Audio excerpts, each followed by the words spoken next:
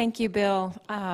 The challenge with being the moderator for a day like this is that you yourself don't get introduced, and I would just like to thank Bill for doing this for us today. We are so fortunate as a pro-life movement to have someone with Bill's distinguished credentials, having graduated from Harvard Law School and then dedicating his entire career to defending the most defenseless. We are very, very grateful for your service to the movement, Bill.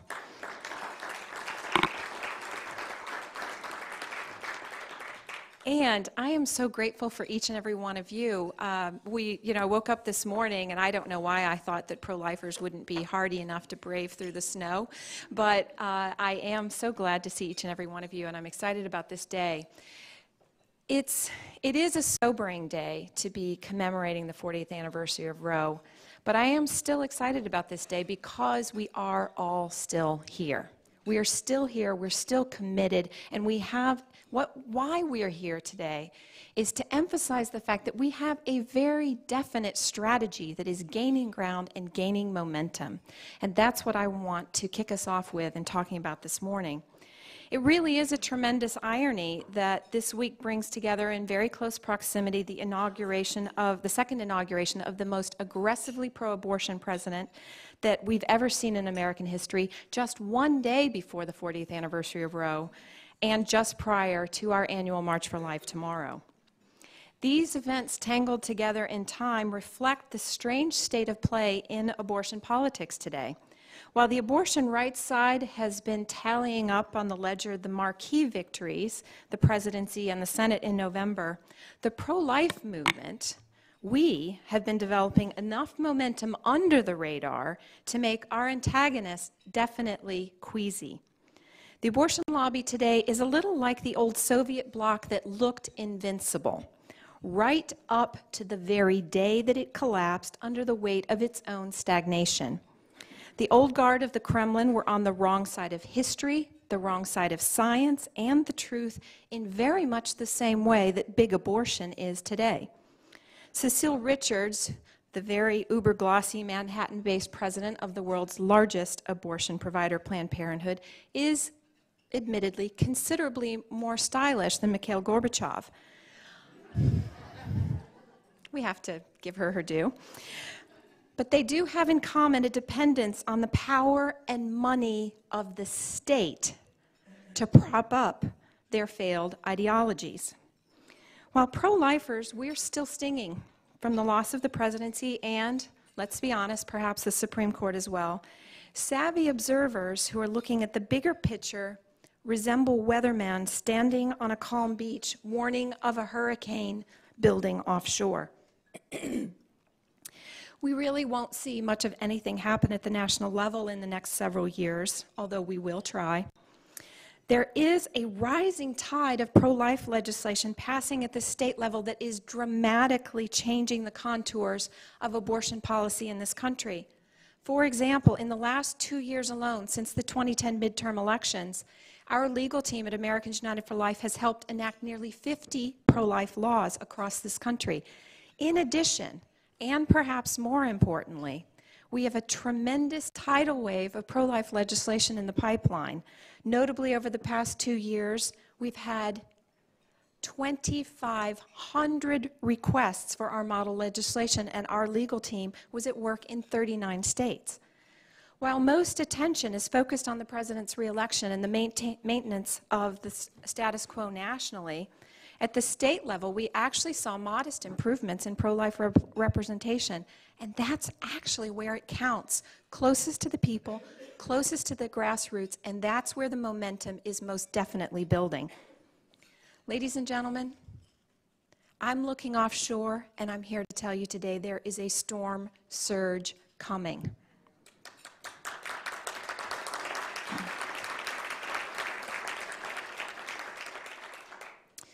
Even pro-abortion activists see the wind picking up. In many ways, we see signs that the abortion activists understand even better than we do how much they're losing ground. Witness, for example, the recent resignation of Nancy Keenan, the now former president of NARAL Pro-Choice America, the organization formerly known as the National Abortion Rights Action League. She stepped down acknowledging that the pro-life movement has real dynamism and strength among young people.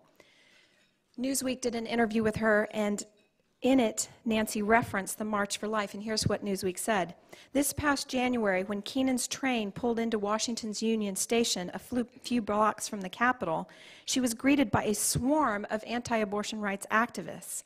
It was the 37th annual March for Life, organized every year on January 22nd, the anniversary of Roe. Quote, "I just thought, my gosh, they are so young," Keenan recalled. "There are so many of them, and they are so young."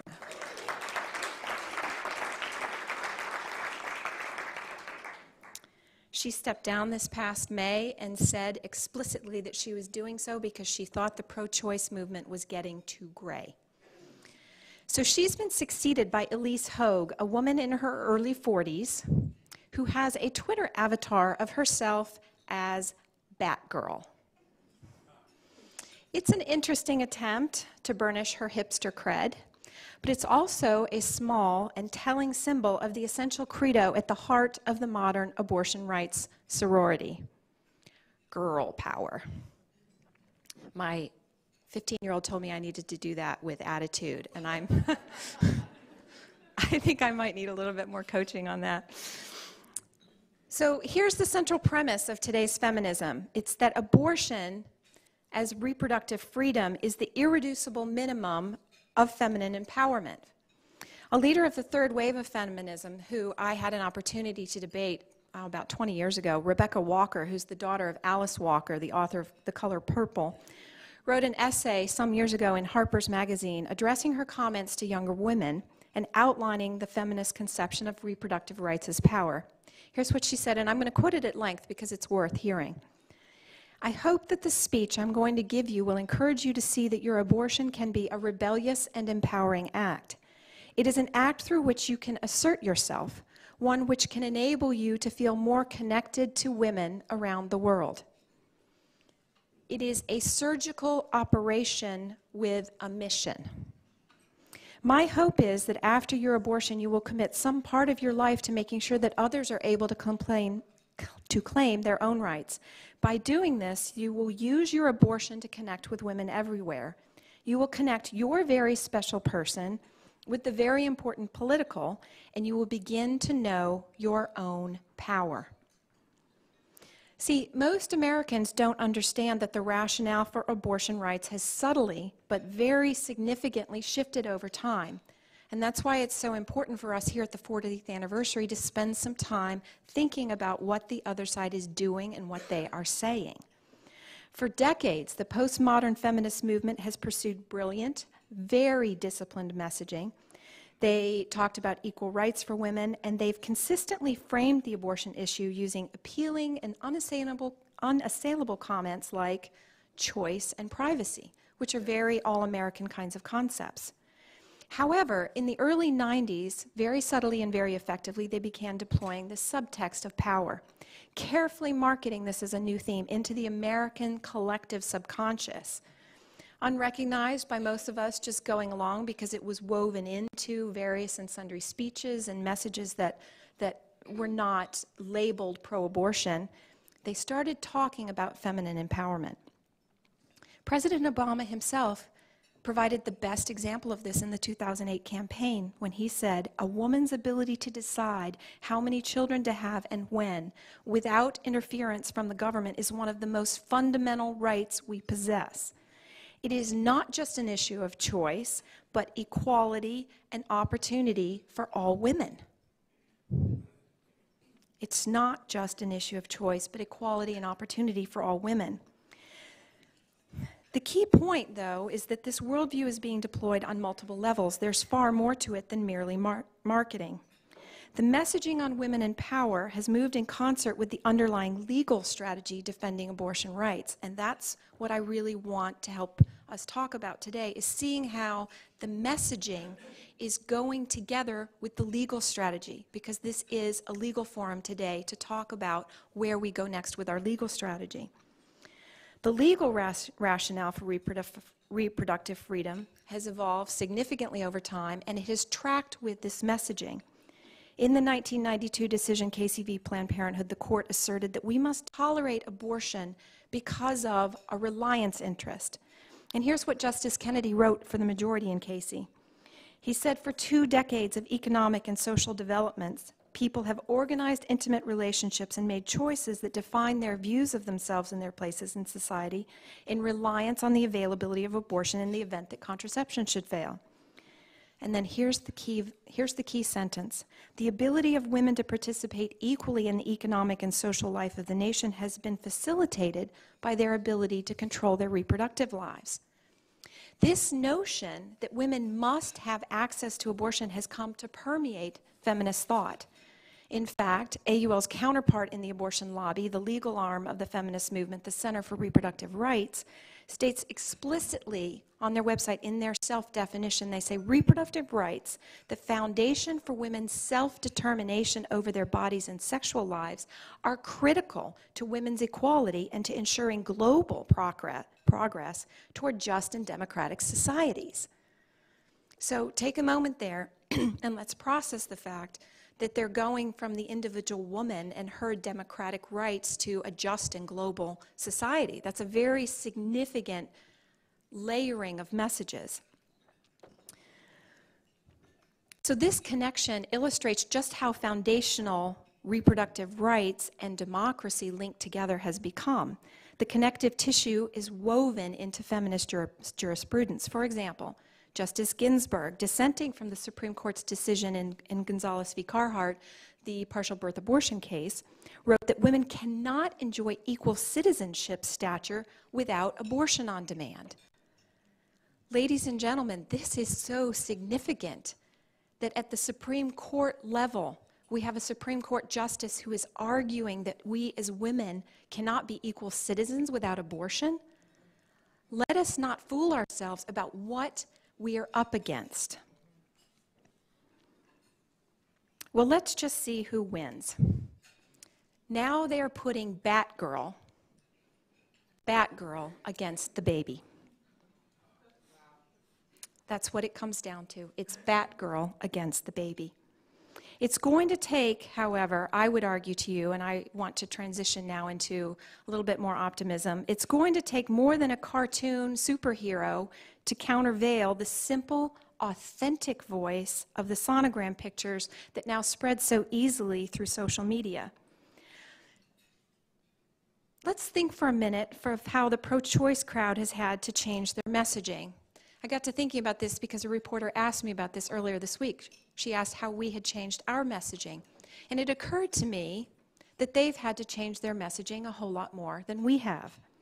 For example, I remember 20 years ago when I was pregnant with my first daughter, and I was invited to debate Kim Gandy, who was then the president of NOW. And she showed up. Coincidentally, we were both pregnant, which was an odd situation. She showed up with a blazer that had a small pin on it, which I couldn't originally see, but afterwards as we were talking, I leaned in to see what the pin was, and it was a coat hanger. But think for a minute, it has been a very, very long time since we've heard anyone in their movement talk about back alley abortions. Maybe a little bit around the edges, but it's not mainstream messaging for them anymore, and maybe that's just because there are a dozen legal back alley abortion clinics under investigation across the country today for unsafe and unsanitary conditions. I thought that wasn't the way it was supposed to be under a legal abortion regime. Maybe they don't want to talk about back alley abortions because this summer Tanya Reeves died after being left to hemorrhage for 5 hours in a Planned Parenthood clinic. That wasn't the back alley. That clinic is situated right across the street from Grant Park and the Art Institute in Chicago. It's not the back alley. And they left her. On the other hand, our movement has been remarkably consistent. We have always and ever celebrated the intrinsic value of each individual life. It's very simple. It's the good, the true, and the beautiful. 2 decades ago, our message was, life, what a beautiful choice. Beginning in 1997, Choose Life license plates became available. Today, I just looked this up, they're available in 27 states. Anybody want to hazard a guess how many states you can get pro-choice license plates in? 4. 4. So we have 27 and they have 4. AUL Action, our own AUL Actions, 2010 and 2012 political theme was built around life counts. In the next few weeks, we'll be releasing the 8th edition of our pro-life playbook, Defending Life. Defending life. Our messaging is very simple. It's simple because it's true. Our opponents, however, have a tougher challenge. For starters, they can't actually talk about what they're defending. Take, for example, an article in RH Reality Check that came out just this week, and it was addressing it 40 years down the road. How do we change attitudes of the people who are still in the middle? And they said, how do we make it happen?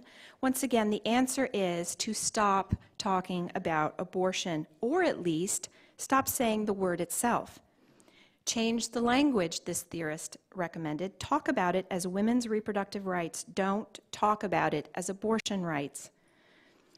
So NARAL, I was very specific at the beginning of this talk by drawing out their name and how it has changed over time, because in 2003 they airbrushed abortion out of their name, and now they have this odd situation of going by an acronym. However, now, only a short decade later, in 2013, Planned Parenthood started the year by announcing that they are moving away from the choice rubric.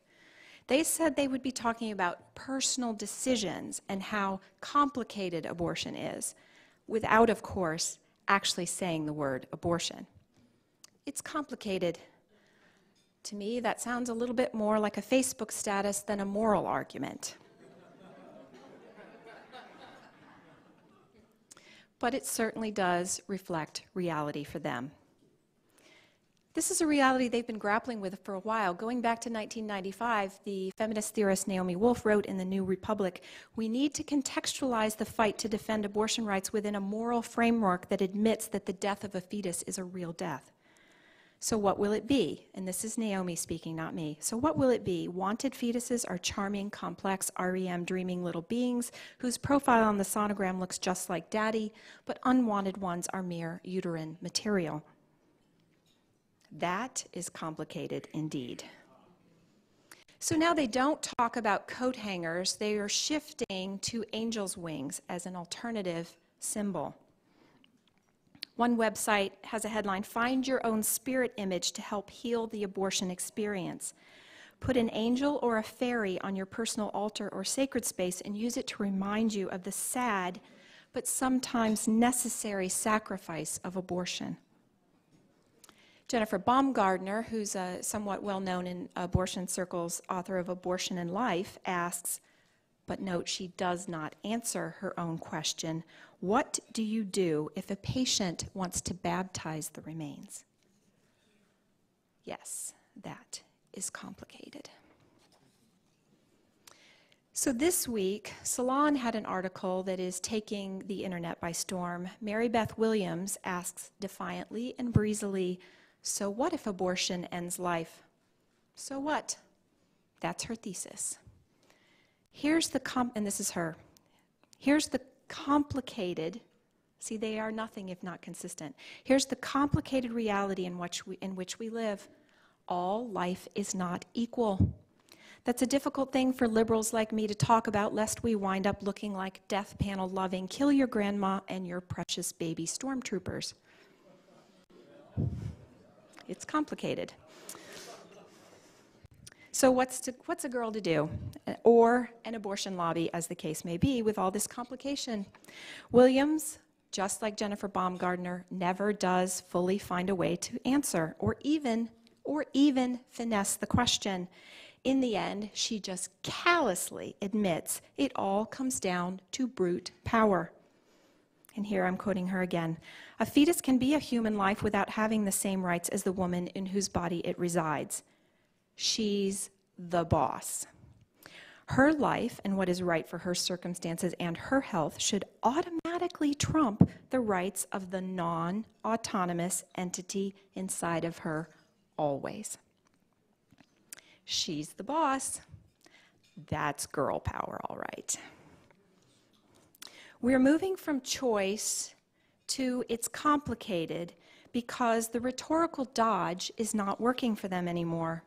The abortion lobby doesn't want to talk about abortion as choice because that implies that there might be a decision to weigh, a moral concern to consider and even agonize over. They want to exclusively shift to the language of health care so that abortion becomes routine, commonplace, and morally neutral, like going to the dentist. Believe me, they've noticed all the women on the mall carrying the signs, "I regret my abortion." Choice is not working for them anymore. But here I want to pivot, and please pivot with me. The messaging goes along with their underlying agenda. We cannot become distracted by their language. The real move they are making is not merely a rhetorical one. Abortion activists are actively and brazenly pivoting from choice to coercion. When viewed through the lens of public policy instead of private decisions, choice, you see, encompasses individual liberty and a freedom to dissent. Privacy has long since vanished in the context of abortion policy. The abortion statists believe the procedure should permeate the public sphere and the public square. They want abortion defined as fundamental health care for women, and they want every American to pay for it. They want every American to participate. They do not believe an individual should have a choice whether to participate in abortion. They plan to force every American, regardless of their personal beliefs and values, to participate in abortion as part of the everyday fabric of our culture through tax subsidies and occupational mandates. What they could not win through choice, they intend to impose through coercion. In response, what do we see at Americans United for Life? The number one piece of model legislation, that we are getting requests for is the one that assists in defunding the abortion industry. People are not happy about being coerced into paying for abortion. Following closely right after that is our model that reinforces rights of conscience. Even Time magazine. Let's pick up the theme of the fact that some of us today, as we're facing the 40th anniversary of the March for Life, some of us may be feeling discouraged. And what I would say to you is the other side understands better than we do how we are succeeding. Be encouraged. Even Time magazine. I know that you all have seen this, but let's remember it. On January 14th, they put on their cover, "What choice?" What choice? And then they answered their own question. 40 years ago, abortion rights activists won an epic victory with Roe v. Wade. No need to deny that. But then they concluded they've been losing ever since. They've been losing ever since.